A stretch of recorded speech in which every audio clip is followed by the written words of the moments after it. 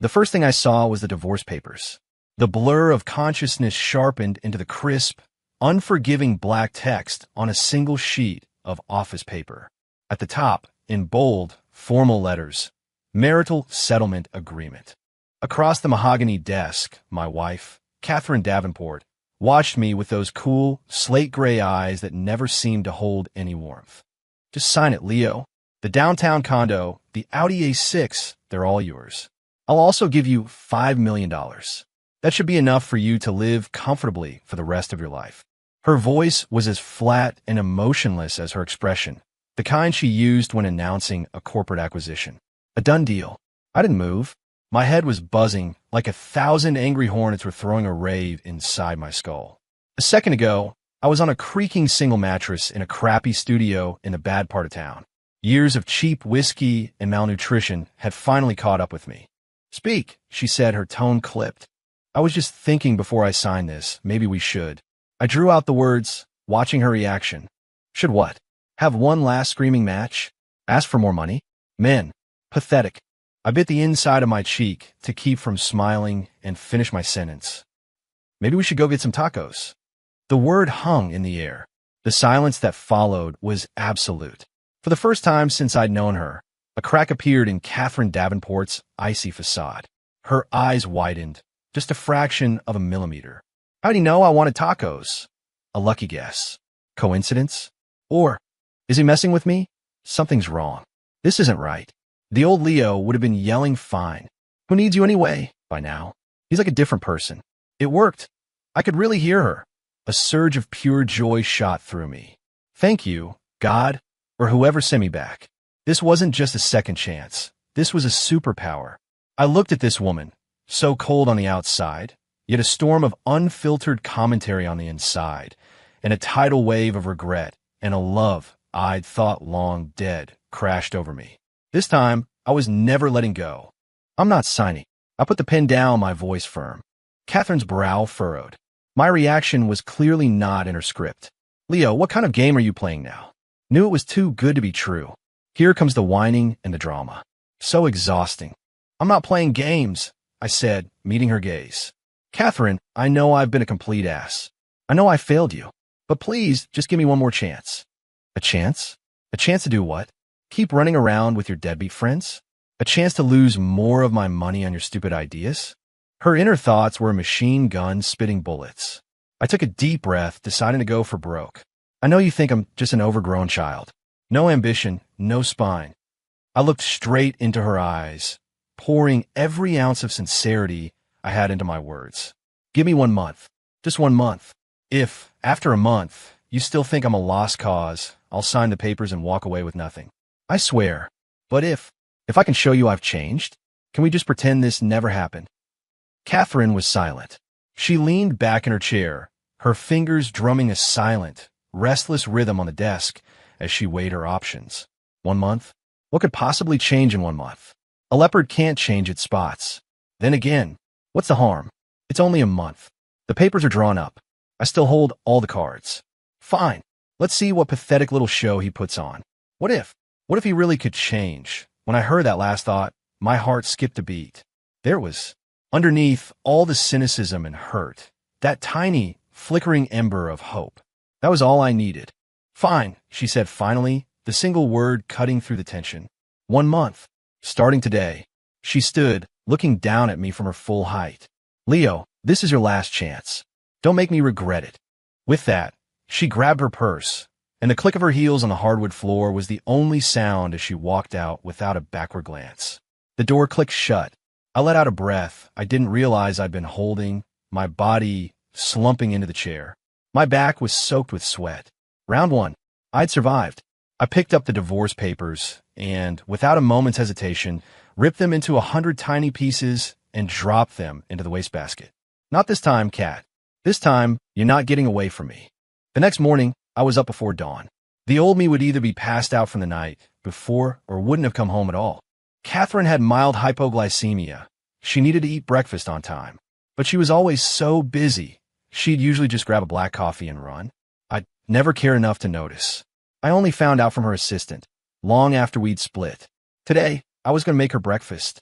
I crept into the kitchen and opened the refrigerator.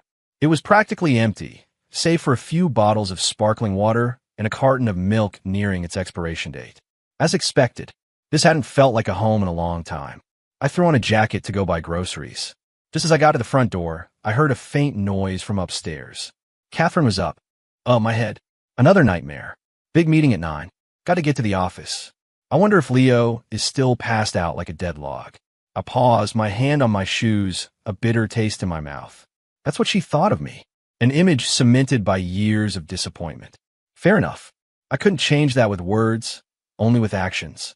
I tied my shoes and bolted out the door, heading for the 24-hour gourmet market near a neighborhood. I bought fresh eggs, flour, bacon, and milk. Then I made a special detour to another part of town, to a little place called Goldman's Deli. They made the best bagels in the city, the old-fashioned boiled-and-baked kind. They only made a limited batch each morning. If you weren't there when they opened, you were out of luck. The old me had taken a client there once, trying to impress him. The memory felt like it belonged to another man. I was out of breath by the time I ran back, my arms loaded with bags. Catherine was already dressed in a sharp power suit, ready to leave. She stopped when she saw me, a flicker of surprise in her eyes. You. Making breakfast, I said, hoisting the bags and giving her what I hoped was a charming smile. She didn't reply, but her mind was racing. Breakfast? Did hell freeze over? Is he trying to poison me for the inheritance? I almost choked. Her brain was a permanent episode of a crime drama. I also got you bagels from Goldman's, I said, holding out the grease-stained paper bag. Her eyes fell to the familiar logo. Her expression didn't change, but I could hear the waves crashing in her mind. Goldman's? How does he know I love their bagels? I never told him. Did Jessica tell him? No, Jessica's a vault. Could it be? Has he been paying attention to me all this time? Her heart rate seemed to quicken. Of course I have, you idiot, I thought, feeling a warmth spread through my chest. Out loud, I said I was just driving by, saw the line, and figured it must be good. Grab some on a whim. Yeah, maintain that reborn super genius mystique. Driving by, on a whim? Bull. Our house is nowhere near his usual haunts. The bars he goes to are in the opposite direction. The guy is lying. But it's kind of a sweet lie. Sweet? Catherine Davenport, you just used the word sweet to describe me? I felt like I could float. Well, are you going to stand there all day, or are you going to make it? She said, her voice pulling me back to earth. Right on it. I scrambled into the kitchen and got to work. Frying bacon, whipping up an omelet, warming the milk. I taught myself to cook after the divorce to save money. I wasn't a master chef, but I could handle breakfast. Soon, the scent of sizzling bacon and coffee filled the house. Catherine sat at the dining table, watching as I placed a plate in front of her. A perfectly folded omelet, crispy bacon, a glass of warm milk, and the toasted everything bagel she loved, piled high with cream cheese. She picked up her fork, took a small bite of the omelet. Wow, this is actually good. I haven't had a proper breakfast in years. She ate slowly, gracefully, but with a surprising efficiency. Soon, the plate was clean. She took a sip of milk, and the warmth in her stomach seemed to soften her mood. I didn't know he could cook. This breakfast, it's not bad, but don't think you can win me over with one meal. If you want to stop this divorce, you're going to have to do a lot more than that. I cleared the dishes, listening to her inner monologue with a grin. The first step of a 1,000-mile journey, and it was a solid one. I'm done. I'm going to the office, she said, standing up. Wait, I called out. What is it? She asked, turning back, a slight frown on her face. What now? Is he going to ask for an allowance for being a good boy? I held back a laugh and pulled a pair of flat shoes from the hall closet, placing them at her feet. You shouldn't wear heels all the time. It's bad for your feet. Change into these for the drive. You'll be more comfortable. Catherine looked down at the brand-new white leather loafers. They were from her favorite designer, in her exact size. The last wall of her defenses seemed to tremble. When did he buy these? He remembers my shoe size. What is wrong with this man today? Forget it. I'm going to be late. She said nothing, but she slipped off her heels and put on the loafers before walking briskly out the door. And I could have sworn I saw the corner of her mouth twitch upwards just before she left. I leaned against the door, feeling triumphant. Catherine Davenport, you're a fortress of ice. But I'm going to melt you. My good mood didn't last long. My phone rang. The caller ID read, Rick Miller. My best friend. Yo, Leo, what's up, man? You bailed on poker last night. What gives? Something came up, I said flatly. What could be more important? Another fight with a missus? Dude, I told you gotta be the man in the relationship. Don't let her walk all over you. Come on out. I know a place that'll cheer you up. Trust me. Listening to his greasy voice made my stomach churn. This was the man who led me to ruin. He was the one who got me into gambling, who introduced me to women who weren't my wife, and then secretly took photos of my worst moments and sold them to Catherine's biggest business rival. He destroyed what little reputation I had left, and I, like an idiot, had considered him my closest friend. What joke? Not interested, I said coldly. Don't be like that, bro. I've got a huge opportunity for us. Remember that Project Helios we were talking about? I got a tip from my guy on the inside. Davenport Industries is about to drop it. This is our chance to scoop it up for pennies on the dollar. We could flip it and double our money easy.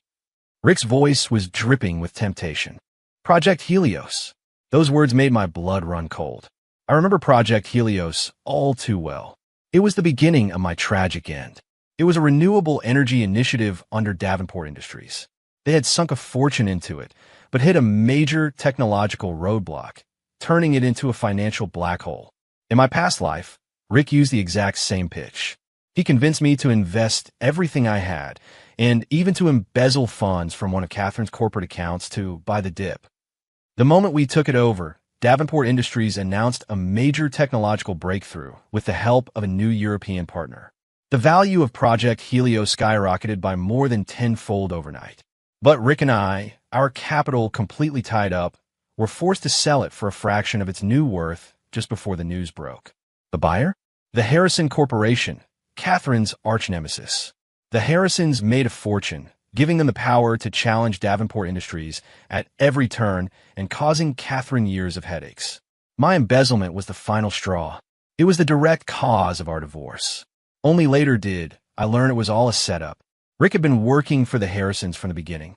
He got close to me to steal inside information and snatch Project Helios from under Catherine's nose.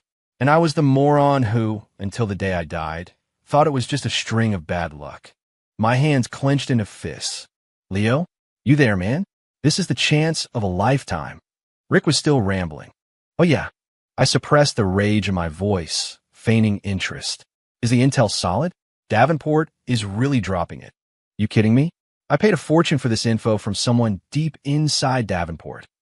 Rick said with absolute confidence. I sneered. The person he'd paid off was me. I was the mole, feeding him documents from Catherine's home office, thinking I was being clever. Okay, sounds interesting, but I'm a little short on cash right now. I'd have to find a way to pull some money together, I said, playing along. Money's not the problem. Bro, if you could just get your hands on the detailed project files from your wife's office, I can handle the rest. There was the hook. His real target was the proprietary data. All right, let me see what I can do. I'll be in touch. I hung up, my eyes like chips of ice. Rick Miller, the Harrison Corporation. You owe me a life. And this time, I'm collecting with interest. But first things first, I needed money. I had 1 month to prove myself to Catherine. Cooking breakfast was a nice gesture, but what she really needed was an ally, someone who could help her in the world she dominated. Project Helios was my golden ticket. Everyone else thought it was a failure. Only I, the man from the future, knew it was a dormant volcano about to erupt. If I could get my hands on it, I would not only crush Rick and the Harrisons, but also earn back Catherine's respect. The problem was I was broke.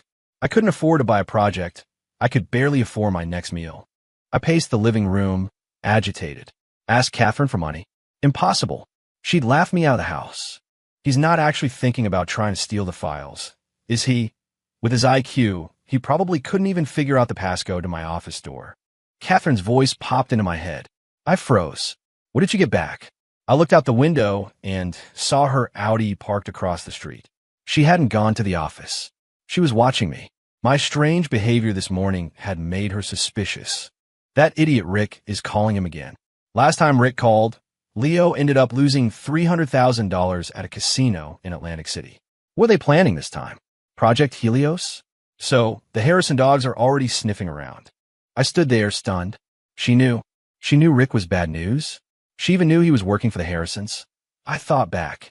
In my past life, Catherine had warned me to stay away from Rick. I blinded by misplaced loyalty, accused her of looking down on my friends, and started a huge fight. She knew everything. She just didn't bother explaining it to me. Or maybe she had given up on me so completely that she knew it would be pointless. A profound sadness washed over me. Catherine, what else did you carry all by yourself? That fool isn't actually going to believe Rick's nonsense and try to raise money, is he? The pocket money he has wouldn't even cover the catering bill for a project meeting. Is he thinking about embezzling again? No, I have to lock down all financial authorizations immediately. Listening to her, I didn't know whether to laugh or cry. Is that really all you think of me, Kat? But her thoughts sparked a memory. I did have some pocket money. My mother's only legacy to me. An old, unassuming painting. In my last life, I sold it for a pathetic $20,000 to pay off a gambling debt. I found out later it was an original, a lost masterpiece by Thomas Cole, which eventually sold at auction for $12 million.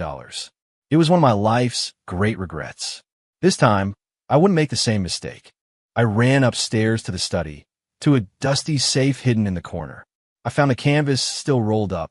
I carefully unfurled it. The familiar brushstrokes of the Hudson at dawn greeted me.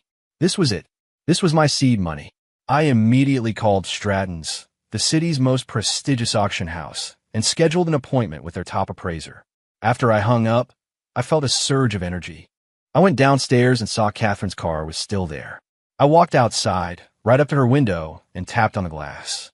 It slid down silently, revealing her cool, questioning face. Yes. What does he want?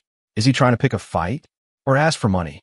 I looked her in the eyes and said, with all the conviction I could muster, Catherine, I promise you, I will not let you down again, and I will never touch a single penny of the company's money.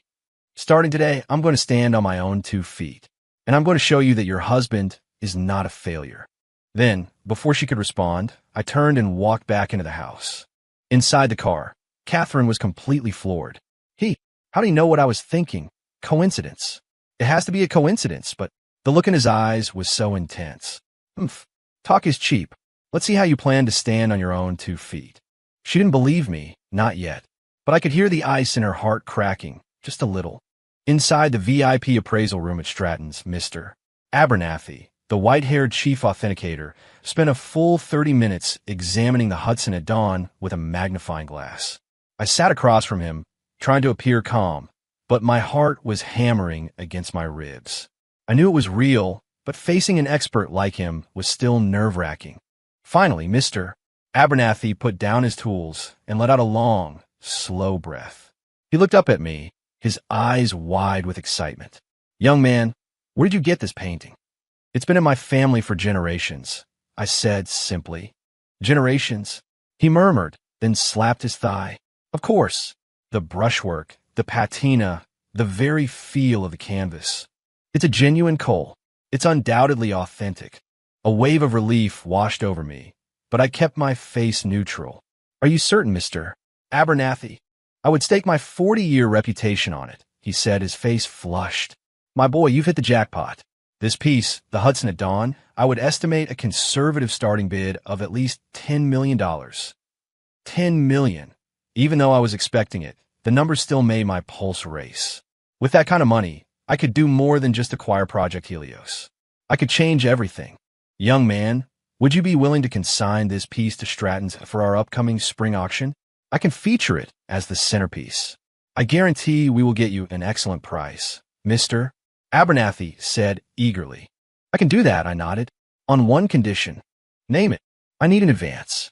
$5 million. And I need it in my account within 3 days.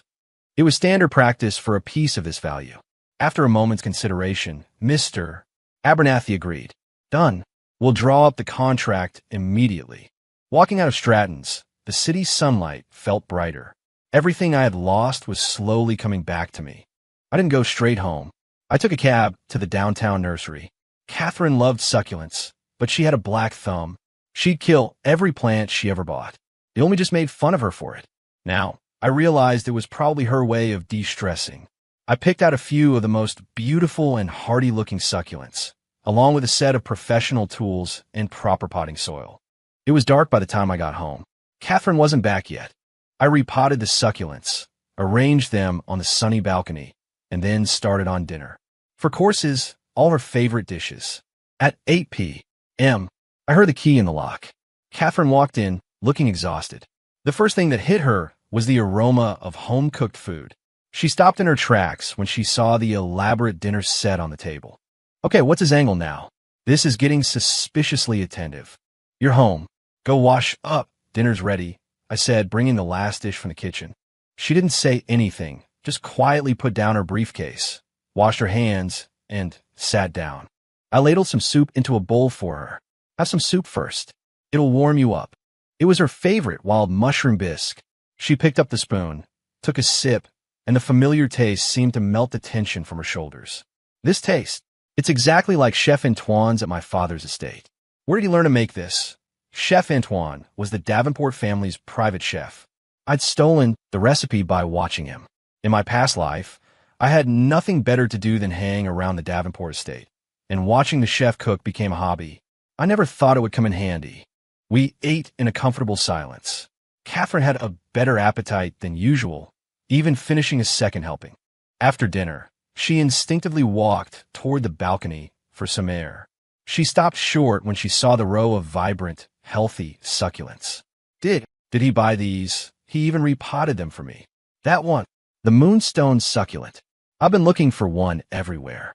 She reached out, gently touching the pale, chubby leaf of the rarest plant, a softness in her eyes I had never seen before. I came up behind her and handed her a small spray bottle. Don't touch the leaves. You'll rub off the farina. Just mist them a little every morning. Don't overwater. She turned to look at me. In the moonlight, her profile was stunningly gentle. We were standing so close I could smell the faint, clean scent of her perfume. The air thickened. Why? Why is he standing so close? Why is my heart beating so fast? No, Catherine, get a grip. He made one dinner and bought a few plants. You can't let your guard down. Like a startled deer, she took a sharp step back, putting distance between us. Got it, she said, before turning and retreating to her room. I watched her go, a smile playing on my lips. Oh, Catherine, you're starting to lose your cool. 2 days later, $5 million appeared in my bank account. Without wasting a second, I set my plan for Project Helios into motion. I didn't use my own name. I registered a new investment firm, Vanguard Investments, and hired an experienced financial manager to act on my behalf.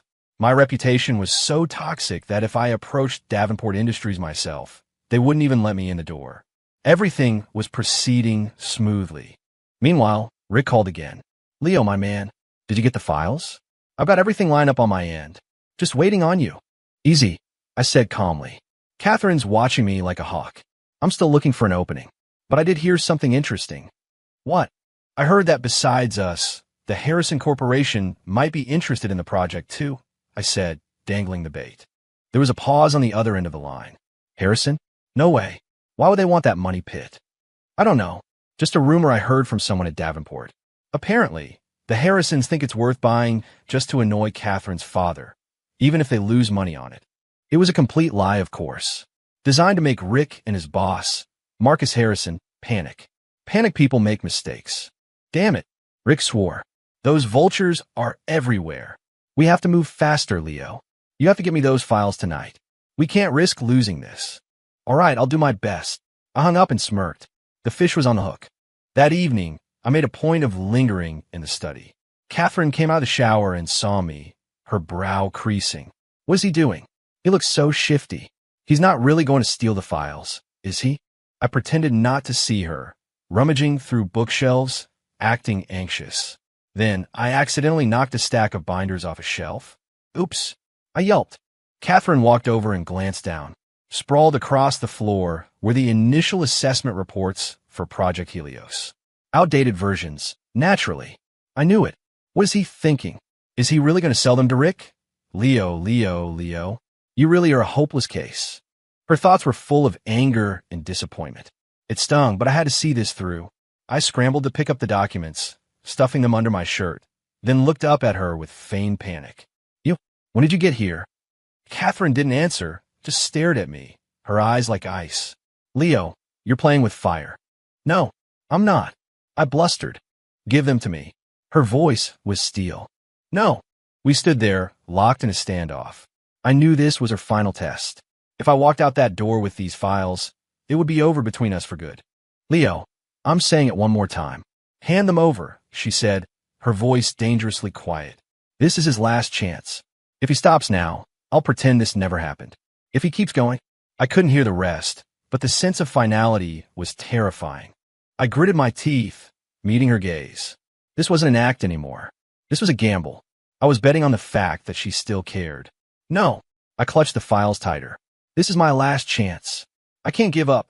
A chance? Catherine let out a bitter laugh. Selling out your own wife for a quick buck, that's your big chance? I'm not selling you out. I roared, the veins in my neck bulging. I just want to prove myself. I want you to be proud of me. The second the words left my mouth, I regretted them. I shouldn't have yelled. That's what the old Leo did, pushing her further away with anger and noise. The study fell silent. The light in Catherine's eyes slowly died, replaced by a cold, profound disappointment. So, he hasn't changed after all. I was a fool to hope. Well, fine. This makes it easier to let go for good. Her thoughts were a knife in my heart. The pain was so sharp it took my breath away. No, that's not what I meant. I don't want you to be disappointed. She turned and started walking toward the door. Do whatever you want. Her voice was hollow. I knew, with absolute certainty, that if I let her walk out that door, we were finished. Don't go. I lunged forward and wrapped my arms around her from behind. Her body went rigid with shock and resistance. Let go of me. No. I buried my face in her hair, my voice trembling with fear. Catherine, please, let me explain. Explain? What is there to explain? Let me go, Leo, you bastard. Her mind was screaming, but she wasn't fighting me. I held her, breathing in her scent, my mind racing. What do I do? What do I do? Tell her it's all a setup? She'd never believe me. She'd think it was just another one of my pathetic excuses. Just as I was about to despair, the papers clutched in my hand gave me an idea. I let her go. Then, right in front of her, I took the stack of files and tore them, piece by piece, into confetti. That's my explanation, I said, my eyes burning. You were right. A chance I get by betraying you isn't a chance I want. Leo Vance would rather be broke for the rest of his life than see that look of disappointment in your eyes ever again. Catherine stared at me, then at the scraps of paper on the floor, her expression a mixture of shock and disbelief. He tore them up? He actually tore them up, but he said it was his last chance. What's real? What's the lie? Her mind was in chaos. I seized the opportunity, stepping forward and gently taking her hand. It was cold. Catherine, I'm sorry. I shouldn't have yelled, I said softly, as if soothing a frightened child. Trust me one more time. The last time. I promise. I will find a legitimate way to show you a new Leo Vance. She didn't pull her hand away. She just stared at the floor, her face hidden from me. After a long moment, she spoke, her voice hoarse. What are you going to do? Success. She was asking. That meant she was wavering. I'm going to acquire Project Helios, I said, my voice ringing with conviction. She looked up sharply. Are you insane? That project is a black hole. Do you have any idea how much money the company has lost on it? I do, I nodded. But I also know that the core technology is on the verge of a breakthrough. How could you possibly know that? She asked, her eyes narrowed with suspicion. I couldn't exactly say I was from the future. I improvised. I have a friend who works in renewable energy research in Germany. He told me that similar technology in their lab just had a major breakthrough and is about to be commercialized. I'm betting that the Davenport R&D team is just as good, if not better. It was a half-truth, but it was plausible enough. Catherine's expression turned thoughtful. A breakthrough in Germany. Why haven't I heard anything about that? Then again, this field moves so fast it's not impossible. This friend of his, is he reliable? Do you have money? She asked, cutting to the chase. Yes. I stood up straighter. I consigned the painting my mother left me. They gave me a $5 million advance. What? This time, she was genuinely shocked. You sold it? Leo, that was the only thing you had left of your mother. My mother and her mother have been best friends. Catherine knew how much that painting meant to me. Memories are kept in the heart, I said, looking at her with a tenderness I hadn't shown in years. And as much as I love that painting, I refuse to lose you. Boom. I could practically feel the explosion in her mind. He said he doesn't want to lose me. He sold the painting. For me? Leo. A faint blush colored her cheeks. It was the first time I had ever seen her look so flustered, so feminine. My heart stuttered, and I reached out, my fingers gently brushing her cheek. Her skin was like silk. She didn't pull away. Catherine, I murmured, slowly leaning in. Just as our lips were about to touch, she snapped back to reality and pushed me away. Don't push your luck. The blush was still there, but her eyes had regained some of their cool authority, though her voice lacked its usual force. Oh my God, what was I doing? I almost. Get it together, Catherine. Have some dignity. Where did he learn to be so smooth all of a sudden? I had to hide my smile. She was flustered, but I knew not to push it. Okay, I won't, I said, holding up my hands in surrender. So, about Project Helios. 5 million isn't enough, she said, shifting back into CEO mode. The project has too much debt, and it will require significant ongoing investment. To take it over completely, you'll need at least 8 million. I know, I nodded. I have a plan for the other 3. And what's that? You'll see, I said with a mysterious smile. The truth was I never planned to take it over completely. My plan was to be the middleman. I'd use my 5 million to gain control of the project, and then, right before Davenport Industries announced the breakthrough, I would sell it to the perfect buyer. That buyer was Catherine's father, the chairman of Davenport Industries, Robert Davenport. My father-in-law was a stubborn, powerful, old-school tycoon who had never liked me. I'd suffered his scorn more times than I could count. But he was also a brilliant businessman with a keen eye for value. If I could show him what Project Helios was really worth, he wouldn't hesitate to invest. More importantly, this was my chance to change his opinion of me for good. The next day, my financial manager, representing Vanguard Investments, sent an official letter of intent to Davenport Industries, offering to buy a controlling stake in Project Helios for $5 million. The news sent ripples through the company. Everyone thought some idiot shell company had appeared out of nowhere to take their worst-performing asset off their hands. The board was so eager to unload the project that they agreed to negotiate immediately.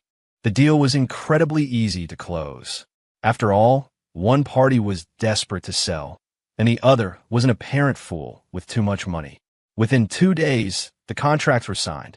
For $5 million, I owned 60% of Project Helios and had complete operational control. After I ghosted him, a furious Rick Miller blew up my phone. I ignored his calls. I knew he would have already heard the new company had swooped in. Now he was the one in a panic, and I was at home, calmly testing out new recipes, waiting for the real prize to take the bait.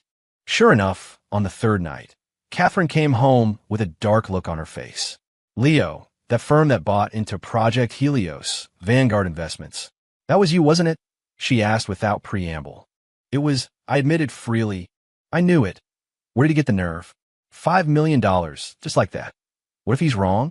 What if he loses everything? That idiot. She was cursing me out in her head, but her mental voice held a note of worry she herself probably didn't recognize. So this is you standing on your own 2 feet? She challenged. Setting up a shell company, playing these little games? What's the point? The point, I said with a smile, is that if I hadn't, do you really think your brilliant, hard-headed father would have ever let me anywhere near this project? Catherine had no response. She knew it was true. Given Robert Davenport's opinion of me, he would have had security throw me out. So what's your next move? You're just going to sit back and hope for a miracle. She still wasn't convinced. Something like that. I shrugged. Just watch, Cat. You'll see. My confidence clearly unsettled her. What is he planning? He's being so cryptic. Whatever. It's his money on the line now. If he fails, he's the majority shareholder. It's his loss. Even as she thought that, I knew she had already assigned her people to dig into Vanguard Investments. The next few days were surprisingly calm.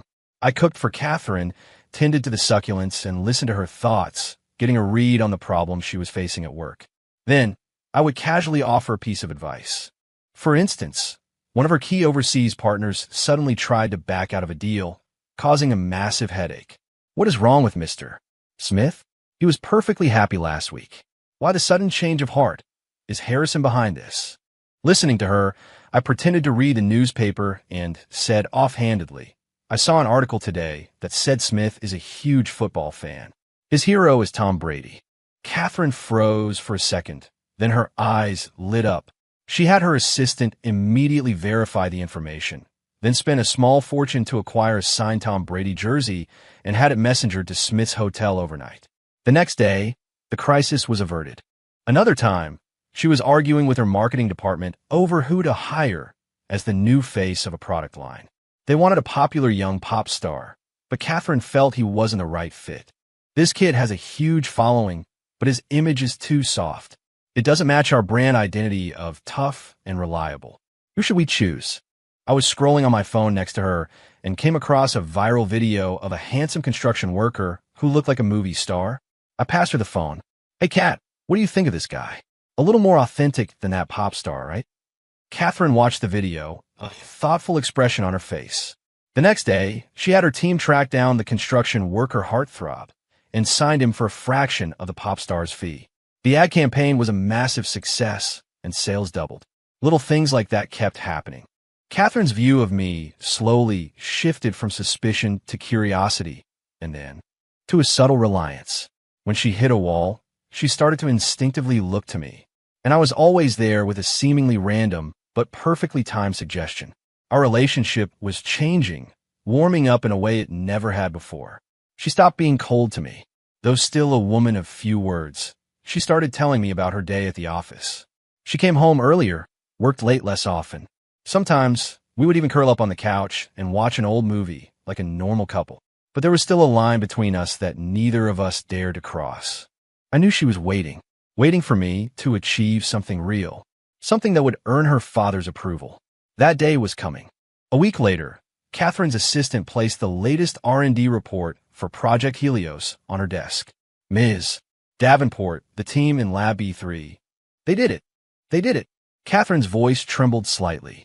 She snatched the report, and her eyes flew across the page. The more she read, the more stunned she looked. The report detailed a new catalytic process that increased energy conversion efficiency by 30% while drastically cutting production costs. This meant Project Helios was no longer a money pit. It was a gold mine. He was right. His bet paid off. Who is this mysterious friend in Germany? No, this can't just be luck. He knew. From the very beginning, he knew the breakthrough was coming. Leo, what else are you hiding from me? In that moment, the way Catherine looked at me changed forever. She wasn't looking at her useless husband anymore. She was looking at an enigma. She called me immediately. Get to the office. Now. Her voice was a complex mix of emotions.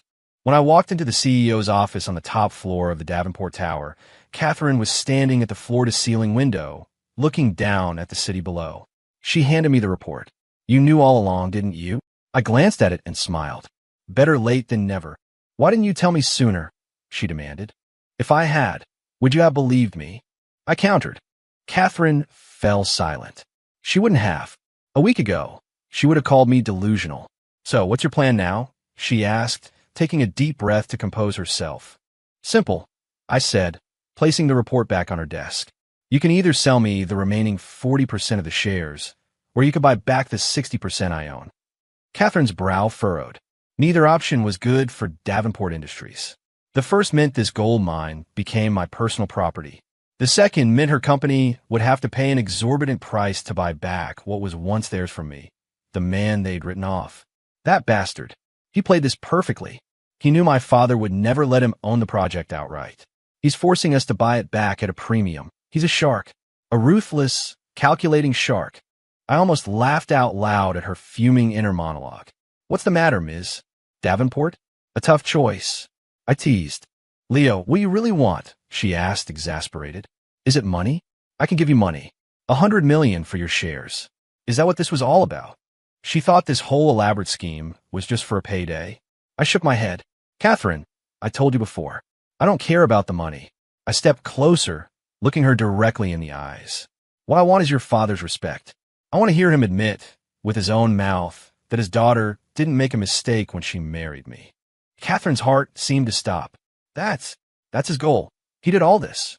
To earn my father's approval. That idiot. Her gaze softened completely. My father is a very stubborn man. Getting his approval won't be easy. We'll see about that, I said with a confident smile. Set up a meeting. It's time I had a talk with the old man. Davenport Estate. In the antique, wood-paneled study, the air smelled of old books and power. Robert Davenport sat in a heavy leather wingback chair, his face a stony mask. I sat opposite him, calmly sipping my tea. Catherine stood nervously to the side, looking like a schoolgirl outside the principal's office. "Well, what do you want?" Robert finally spoke, his voice booming with the authority of a man used to being obeyed. "Sir," I said, setting down my cup. The word felt natural.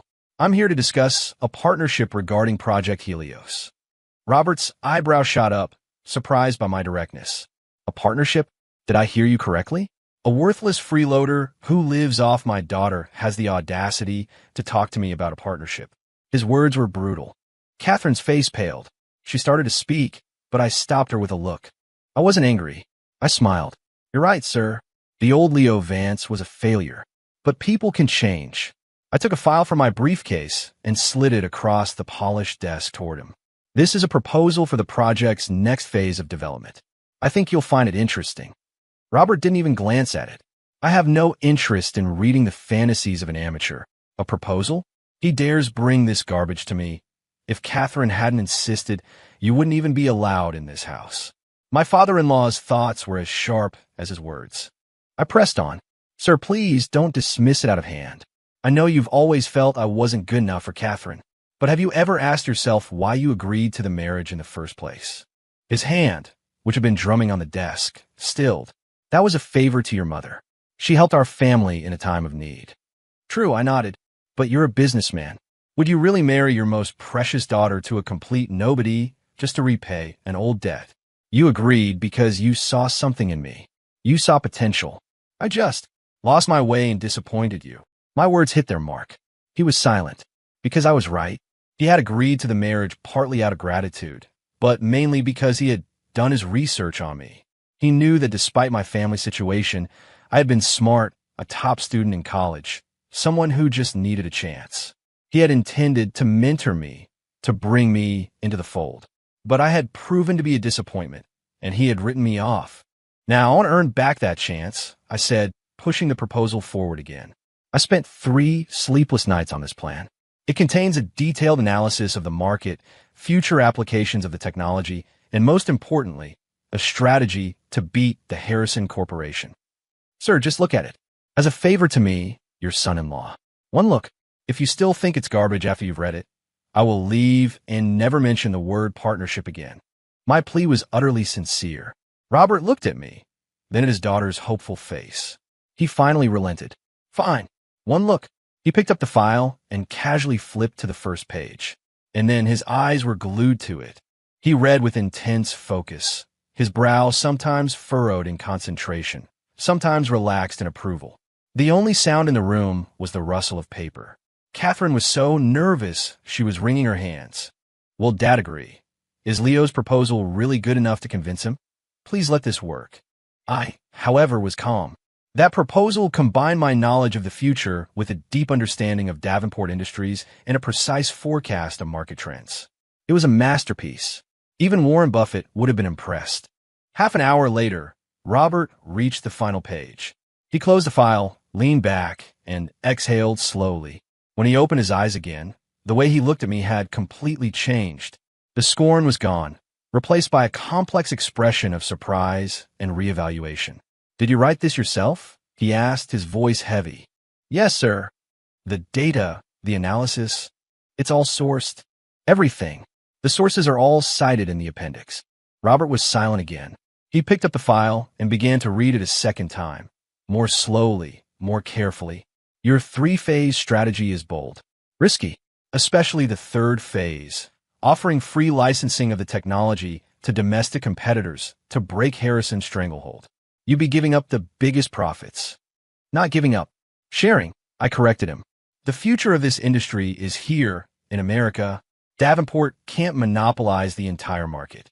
By making the pie bigger for everyone, we create an industrial ecosystem that will squeeze out speculators like Harrison who rely on technological monopolies." "Well said."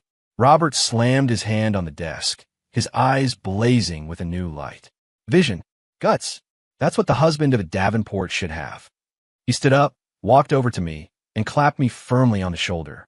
Leo, my boy, you haven't completely disappointed me after all. I'd done it. A massive weight lifted off my shoulders.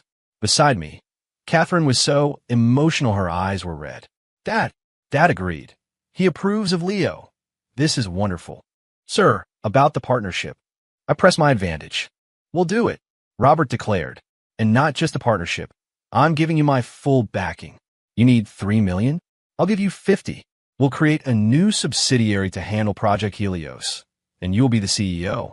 All I want is 30% equity and my dividends at the end of the year. 50 million.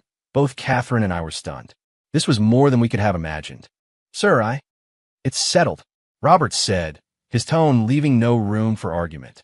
My daughter will not be married to a nobody. You were lazy before, but now that you've shown me what you're capable of, I'm giving you the stage you deserve. Succeed, and you'll be a hero of this company. Fail. His eyes narrowed again. And you'll be out of this family for good. You have my word, sir, I said, standing tall and meeting his gaze. I won't let you down. Leaving the estate, Catherine and I walked down the moonlit, tree-lined driveway. Neither of us spoke, but the silence was warm and comfortable. After a while, Catherine spoke softly. Thank you, Leo. For what? For not giving up. I stopped and turned to face her. In the moonlight, her eyes were like pools of liquid silver, reflecting my face.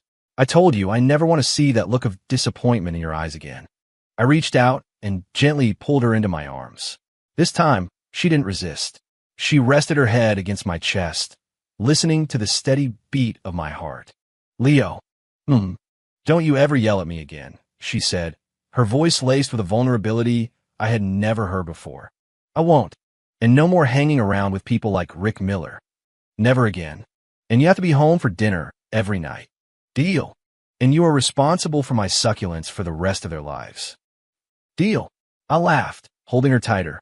Anything for you, Mrs. Vance. That's more like it. His chest is actually pretty warm. I'll just stay here for a little while longer. Listening to her sweet, sundereth thoughts, I felt like I had conquered the world. With Robert Davenport's backing, the Helios subsidiary was established in record time. I was appointed CEO with full authority. Catherine was appointed to the board as a representative from the parent company, officially to supervise me, in reality to be my partner. For the first time, we were a team. The news shocked the business world. Everyone who had written me off as the useless son-in-law was floored. Leo Vance, the washed-up loser, was now at the helm of a multi-billion-dollar venture. Meanwhile, Marcus Harrison and Rick Miller were left speechless. They had been waiting for Vanguard Investments to go bankrupt so they could pick up the pieces. Instead, my shell company had become the legitimate heir to the Davenport throne. In his office, Marcus Harrison smashed a priceless vase against the wall. Idiots! You're all idiots, he screamed at Rick. I told you to ruin Leo Vance, not make him a goddamn millionaire. Rick was trembling. Mr. Harrison, I don't know what happened. It's like he's a different person. I can't read him at all. You can't read him? Harrison sneered. He's a nobody. Someone must be pulling his strings. So, what do we do now? They have the core tech. All our R&D is worthless. What do we do? A vicious glint appeared in Harrison's eyes. If we can't beat them with tech, we'll beat them with muscle. They may have the patent, but they still need raw materials and a supply chain. A corporate war against Helios had begun. First, they targeted our materials. The sole North American distributor for a rare earth mineral crucial to our catalyst was bought out overnight by the Harrison Corporation. Without it, our production line was just a pile of scrap metal. The mood in our boardroom was grim. Mr. Vance, I've contacted every other domestic supplier. None of them have enough stock. Importing from Europe would take too long and triple our costs. Harrison has us cornered. This is a brilliant, ruthless move. Catherine was frowning, deep in thought. That old fox, Harrison. He finally made his move. This is bad. If the line is down for even a week, we lose hundreds of millions. Leo, can he get us out of this one? All eyes were on me. I sat at the head of the table, calmly tapping my fingers, my expression unreadable. This was all expected. In my past life, Harrison had used these exact tactics to crush his rivals. But I wasn't one of his past rivals. Everyone relax, I said, my voice steady. The materials issue has already been resolved. Resolved? The entire room looked at me in disbelief. Catherine stared. Resolved? When? How do I not know about this? What did he find another supplier? I smiled faintly at my assistant. Patch in a video call. The large screen at the end of the room lit up with the face of a bearded man.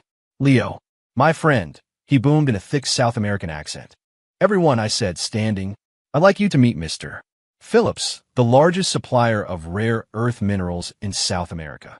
We've just finalized a strategic partnership. Starting next month, Mr. Phillips will be our exclusive supplier for the next 3 years, at a price 10% below the current market rate. The boardroom erupted. Everyone was looking at me like I had just performed a miracle. A South American supplier, an exclusive contract, below market price. How is that even possible? Catherine was completely stunned. She looked from the smiling face on the screen back to me, as if her brain couldn't process it. He has international connections. When did he build this relationship? Just how many secrets is this man hiding? Of course, I didn't have any international connections, but I had my memories. I remembered that in my past life, this Mr. Phillips had nearly gone bankrupt after a bad investment. He was saved by a mysterious American investor. All I did was find him a little earlier and use a small personal investment to secure his eternal gratitude and this exclusive contract. Harrison want to choke off my supply chain? Sorry, Marcus. I'll just build a new one that bypasses you completely. The materials crisis was solved. When Harrison heard the news, he reportedly broke another antique. But he wasn't done. Plan B. If you can't stop the supply, stop the production. He offered enormous salaries to lure away several of our key engineers, the core team from Lab B, 3 who knew the critical parameters of the production process. Without them, the materials were useless. Panic spread through the company. Catherine was furious. Traitors. We treated them so well, and they sold us out for money. What do we do? Only they knew the exact calibration settings. It would take at least a month to recalibrate from scratch. A month. We'll be dead in the water by then. Leo, please tell me you have a plan. She looked at me, her eyes filled with worry. I was as calm as ever. Kat, don't be angry. It's bad for your health, I said, handing her a glass of water. How can you joke at a time like this? She snapped, though she took the water. The building is on fire, and he's telling jokes, but he called me Kat. It sounds nice.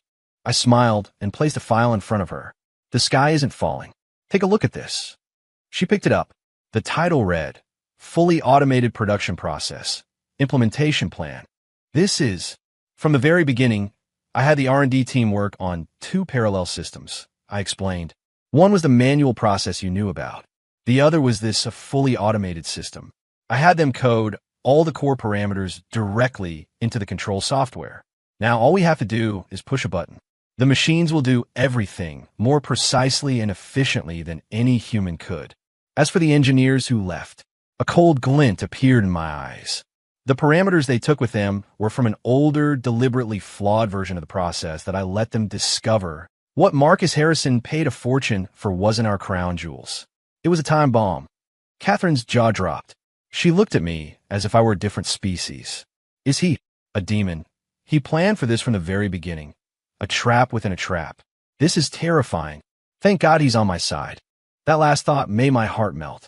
Damn right I am, I thought. And anyone who tries to hurt you is going to pay. At the brand new Harrison Renewable Energy Plant, Marcus Harrison stood on the observation deck, beaming. The engineers he'd poached stood beside him, fawning. Mr. Harrison, you're looking at the future. We have their exact technology. The first batch of product will be ready by tonight. Once we hit the market, Davenport's Helios project is finished. Harrison nodded, pleased. Well done. Your bonuses will be substantial.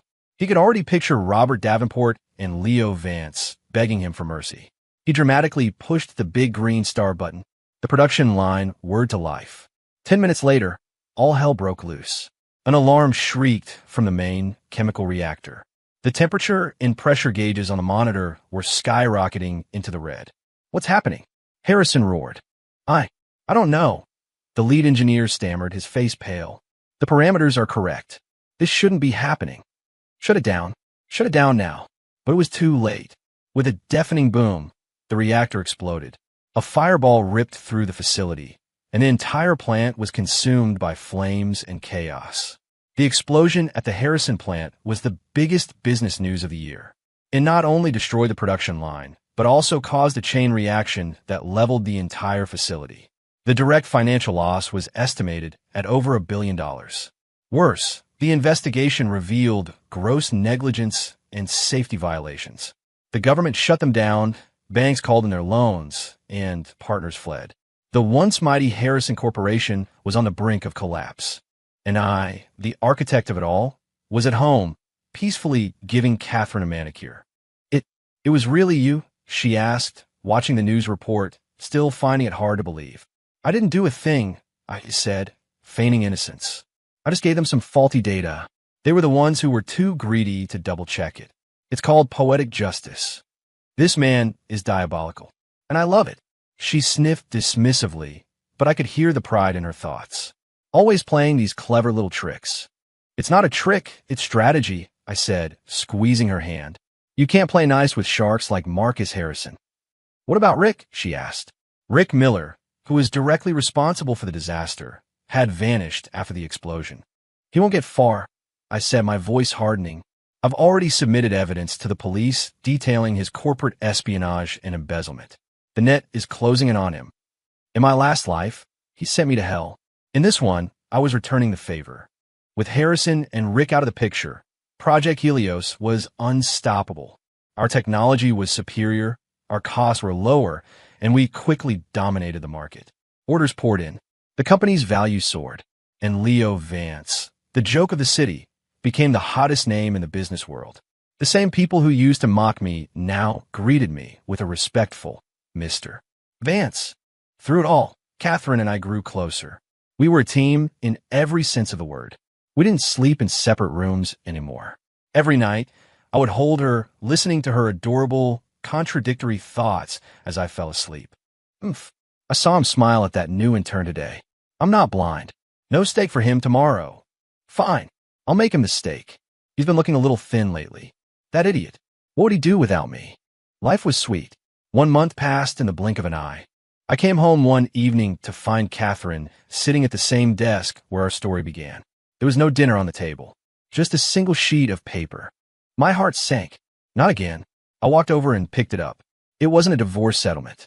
The title read, Postnuptial Agreement. What is this? I asked, frowning. Catherine stood up and pulled something from behind her back. It was a lighter and a crumpled, torn piece of paper, painstakingly taped back together. It was the original divorce agreement, the one I had ripped to shreds. 1 month is up, she said, her eyes sparkling. Leo, you have 2 choices. 1, you can sign this asset agreement. From now on, everything I have is yours. Or 2, she pressed the taped-up divorce papers and the lighter into my hand. You can burn this. And from now on, everything you have is mine. Yeah, that's right. See how you like it. Come on, you idiot. Pick the second one. If you dare pick the first one, I'll cry right here. I looked at her nervous, hopeful face, at the faint redness in her eyes from staying up all night taping that stupid paper together. My heart melted. I flicked the lighter open. The flame danced to life. Then, right in front of her, I touched the flame to the post-nup agreement and watched it burn to ashes. As Catherine stared in stunned silence, I carefully folded the ugly, taped-together divorce agreement and tucked it into my breast pocket, right over my heart. You're ridiculous, you know that? I said, stepping forward and pulling her into a fierce embrace. What's yours is mine, and what's mine is yours. We don't need a piece of paper for that. As for this, I tapped my chest. I'm keeping it forever. It's a reminder of how I almost lost the most precious thing in the entire world. I love you, Catherine Davenport. I always have, and I always will. I felt her tremble in my arms, and then a warm wetness seeped through my shirt. You jerk, Leo. Always saying things you don't mean. I love you too. Her last thought was lost in a happy sob. I tilted her chin up and kissed her. Outside, the moon was full and bright. The night was ours. Our story was just beginning. Epilogue 3 months later, at the Davenport Industries annual gala. As the man of the hour, I was surrounded by people wanting to shake my hand to offer a toast. Catherine was across the room, chatting with some of her friends. As I smiled and nodded, I was also doing my favorite thing, listening to my wife's thoughts. Suddenly, a strange one popped in her head. God, keeping up this act is exhausting. That adorable dummy still has no idea that I know he can hear my thoughts. I knew something was up the day he randomly mentioned tacos. I tested him a few more times after that. It wasn't hard to figure out he had some kind of secret. But hey, if he wanted to play the mind reader game, who was I to stop him? I never thought my little act would actually motivate him to take over the company and crush the Harrisons. I guess I'll keep his little secret. For his sake. After all, my husband is way too cute. I have to protect him from himself. My hand, holding a glass of champagne, froze halfway to my lips. The polite smile on my face turned to stone. Wait a second. So, this entire time, I was the one being played?